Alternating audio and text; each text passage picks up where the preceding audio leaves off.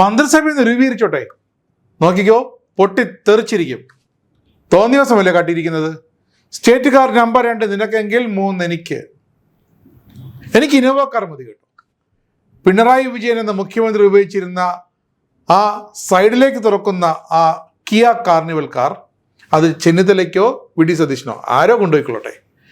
പക്ഷെ എനിക്ക് KC വേണുഗോപാലിൻ്റെ Innova car മതി. ധനകാര്യമന്ത്രിയായിരുന്നല്ലോ, അപ്പോൾ അദ്ദേഹത്തിൻ്റെ കാറിലും എല്ലാം ടയറടക്കം എല്ലാം പക്കയായിരിക്കും.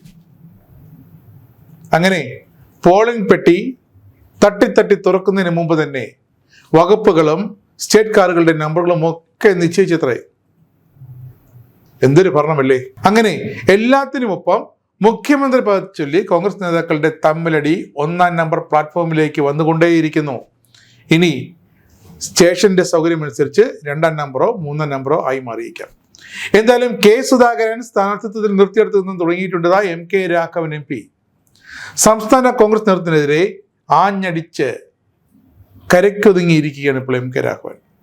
എന്താണ് MP-മാർ മത്സരിക്കേണ്ട എന്നത് ഹൈക്കമാൻഡ് തീരുമാനമല്ലെന്ന് ഇപ്പോൾ പറയുന്ന MK രാഘവൻ. അത് ചില നേതാക്കളുടെ ആരുടേത് പേര് പറയുന്നില്ല, പിടിവാശിയായിരുന്നു.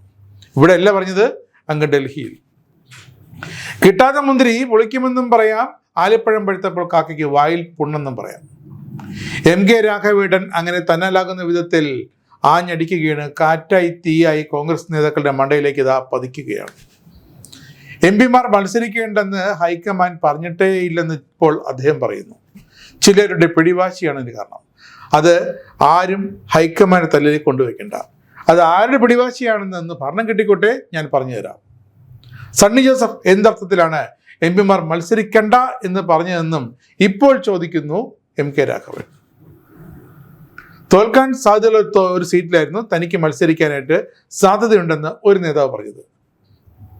പക്ഷേ താൻ മത്സരിച്ചില്ല. അധികാരത്തിലെത്തിയാൽ എങ്ങനെ മുന്നോട്ട് പോകുമെന്നും MK രാഘവൻ ചോദിക്കുന്നു. വോട്ടെണ്ണലിന് മുമ്പ് മുഖ്യമന്ത്രി ചർച്ച, അത് ശരിയല്ലെന്നാണ് MK രാഘവന്റെ ന്യായം. എറണാകുളം DCC പ്രസിഡന്റ് ഷിയാസ് ആരാണ്?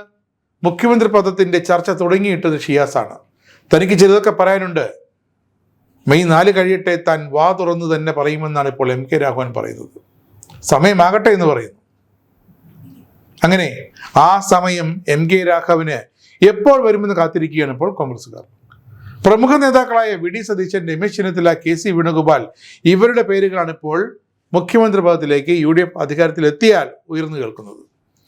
ചിലർ മന്ത്രിസഭ രൂപീകരിച്ച് വകുപ്പുകൾ ഫിക്സ് ചെയ്തപ്പോൾ മറ്റു ചിലർ ആ വകുപ്പിനൊപ്പം സ്റ്റേറ്റ് കാർ നമ്പറും ഫിക്സ് ചെയ്തത്രേ. ഇത്രയും നാണംകെട്ടൊരവസ്ഥ കോൺഗ്രസിനും UDF-നും ഇതുവരെ ഉണ്ടായിരുന്നില്ല എന്നാണ് ഇപ്പോൾ MK രാഘവൻ പറയുന്നത്. അധികാരത്തിനായി ഏതറ്റം വരെയും പോകും എന്നാണ് ചിലരുടെ പ്രവൃത്തി തെളിയിക്കുന്നതെന്നും അദ്ദേഹം പറയാതെ പറയുന്നുണ്ട്. പിന്നെ പാർട്ടിയുടെ പോക്കിൽ അദ്ദേഹത്തിന് കടുത്ത വിഷമമുണ്ട്. സീറ്റ് കിട്ടാത്ത MP കെ സുധാകരൻ, പിന്നെ അടൂർ പ്രകാശ്, പിന്നെ ഒരു സീറ്റ് പോലും എടുത്തു പ്രയോഗിക്കാൻ പറ്റാത്ത KC വേണുഗോപാൽ. ഇനി അഥവാ മുഖ്യമന്ത്രി ആയാൽ ഇരിക്കൂറിലെ ഒരു MLA രാജിവെച്ച് അവിടെ മത്സരം ജയിക്കുമെന്ന് KC വേണുഗോപാലിൻ്റെ പദ്ധതി ഉണ്ടത്രേ.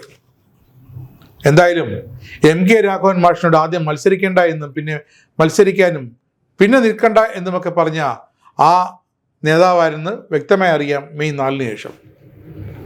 അങ്ങനെ അല്ലെങ്കിൽ MK രാഘവൻ പൊട്ടിത്തെറിച്ചിരിക്കും, അത് ഉറപ്പാണ്. ഒന്നുകൂടി പറയുന്നുണ്ട്, കോൺഗ്രസിലെ ഈ മെല്ലെപ്പോക്കിൽ മുസ്ലിം ലീഗിന് കടുത്ത അതൃപ്തി ഉണ്ടത്രേ. അങ്ങനെയെങ്കിൽ ലീഗ് അതൃപ്തി ഉടൻ പുറത്ത് പ്രകടിപ്പിക്കുമെന്നാണ് MK രാഘവൻ മാഷ് പറയുന്നത്.